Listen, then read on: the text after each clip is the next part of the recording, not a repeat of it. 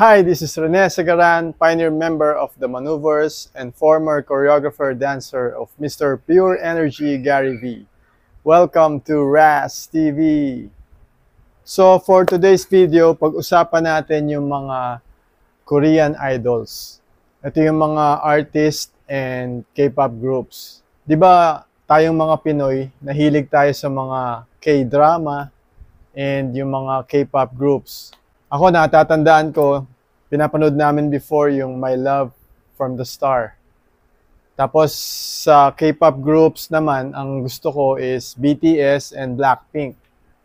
Ang bias ko sa BTS si Jungkook, tapos ang bias ko sa Blackpink si Lisa saka si Jennie. So I'm sure kayo may mga nagustuhan din kayong K-drama no, na talagang sinusubaybayan nyo and mga K-pop groups. Usually kasi mga grupo, pag naglabas ng music video or bagong song, inaabangan natin, di ba? Pinapanood natin ng paulit-ulit, tapos pinakikinggan natin yung mga kanta nila, and inaaral natin yung mga dance moves nila or yung mga dance challenge nila. So, nakakatuwa lang guys, no? Kasi ngayon, bumaliktad. Yung mga Koreans naman ang na-influence ng original Pinoy music. Especially yung mga kanta ng SB19. So yun na nga, no? Isa sa K-pop na singer, composer, and actor. Trinay niyang kantahin yung I Want You. Actually, paborito ko rin tong song na to, no? Ng SB19. So ito si So In-guk. So panoorin natin yung video niya. I Want You랑 그러거든요.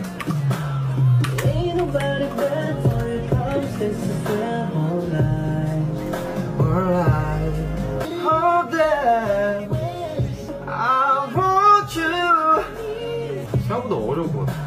엄청 어려울 것 같아. Ain't nobody better for your promise this. I swear I won't lie. Ain't nobody better for your promise.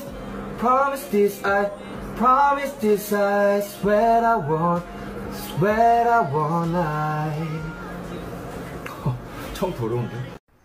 So yan, yung I Want You kasi English song, kaya medyo hindi sila nahirapan. Pero pag Tagalog, I'm sure, nahihirapan sila. Merong isang TV show sa Korea na pinagawa yung Gento Dance Challenge sa mga Korean idols.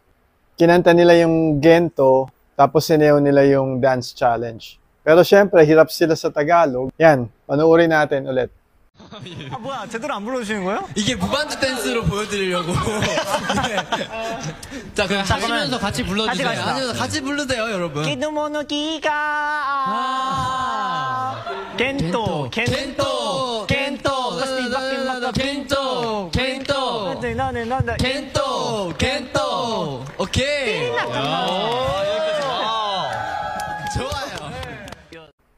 Grabe, so alam nyo na kung sino yung bias nila sa SB19. Si Siu, no? Kasi sabi nila, di ba, Kento, Kento, Kento, Kento, Kento. So ito naman yung mga ibang K-pop groups na nag-react dun sa music video ng Gento. So bilib na bilib sila sa SB19, no? Kasi ibang klase yung pagkakanta and the way they deliver, tapos yung charisma ng SB19 ang lakas, and yung nag-review din dun sa Wish Bus, sabi nga nila mas maganda pa yung live na nung kumanta ang SB19 kaysa dun sa recorded. So kasi dun may mga ad-libs pa silang ginawa, so ganun sila kabilib sa SB19. So dito, no, makikita niyo yung reaction nila. Talagang napapanganga sila, nagugulat sila. Kasi talagang ang galing ng SB19. It only shows na talagang bilib na bilib sila sa P-Pop Kings. So ang dami na rin talagang nag-react dyan sa Gento. No? And ang dami nang nanood. Right now, nasa 25 million views na sa YouTube yung Gento music video. So this time, pag-usapan natin yung mga gumawa ng dance challenge. So, it really shows lang na aside from bilib sila kumanta sa SB19, gustong-gusto din nila yung choreography. Kasi ang ganda rin talaga ng pagkaka-choreograph doon sa Gento music. So, eto, guys, panoorin natin lahat ng Koreans, mga idols na gumawa ng Gento Dance Challenge. Parami na ng parami ang K-pop stars na nakiki-Gento. Pinakahuli na riyan ang main dancer ng Super Junior na si Eunyo. Napareact pa nga rito ang SB19. Pati na ang Sparkle Star at Latulus member na si Shanti, kasama ang co-member na si Yue. Nauna nang nakigento sina Jungwon ng ENHYPEN, Juyeon at Sunwoo ng The Boys, San ng ATEEZ at si Yohan ng WIAN. So, yan guys, no? Grabe, ang daming gumawa ng Gento Dance Challenge. So, nakakatuwa lang talaga. Talagang nag-viral siya. So, yung Gento kasi, no, very catchy talaga yung sound niya. Unique yung tunog, bago, and masarap pakinggan. Tapos yung mga lyrics, 'di ba? Nagra-rhyme. Pagka Tagalog kasi, 'di ba, yung mga o na word like yung gento, bento, ano kaya mo. So solid yung dating maganda pakinggan. And very catchy lahat ng melody. So yung gento, no, kahit hindi nila naiintindihan yung meaning kasi nga ibang language, Tagalog, tapos iba-ibang lahi yung gumawa, especially kahit naman yung mga Koreans, hindi naman sila marunong talaga rin mag-Tagalog. So talagang na-appreciate nila. Kasi ang music serves as a universal language. No, walang pinipiling lahi, kahit sino. Kasi ang music can change our emotions, yung feeling, no, yung mood mo. For example, nakikinig ka ng mga fast song, feeling mo talaga, pati ikaw, buhay na buhay ka. Tapos pag gusto mo namang ma-relax, gusto mo na magpahinga, syempre, you'll listen to the music na nakaka-relax. Yung mga song na melody na suabe, no? Minsan naman, pag nakikinig ka ng mga love song, di ba? Feeling mo yung talagang in love ka.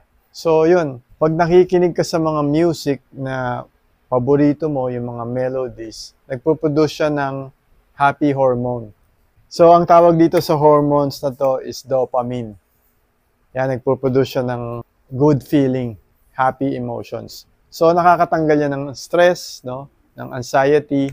Ako, pagka minsan na-stress ako or may konting anxiety, ginagawa ko, kumakanta ako or nakikinig ako ng music, mga favorite music, or sumasayaw ako. So, isa rin kasing magandang workout ang sayaw. It's a full mind and body workout. Kaya nga, 'di ba, worldwide na uso yung dance fitness. Lalo kahit yung mga senior na. Kasi nagme-memorize ka ng steps. So nagagamit mo yung utak mo. At the same time, yung buong katawan mo gumagalaw. So, yan, maiwasan yung mga dementia, 'di ba, yung mga naging ulyanin. Tapos lumalakas yung katawan mo and pati yung balance mo. Kasi as you grow older, humihina yan yung mga legs, tapos 'di ba, nawawala sa balance. So, very effective talaga ang sayaw. So guys, congratulations ulit sa SB19 and nakikilala na sila buong mundo. Hindi lang sa Korea, pati sa ibang countries worldwide. So hopefully, may mga sumunod pang ibang P-pop groups. So let's continue to support SB19 sa lahat ng 18. Congratulations and more power to all of us. Hope to see you on my next video. God bless you guys. Peace.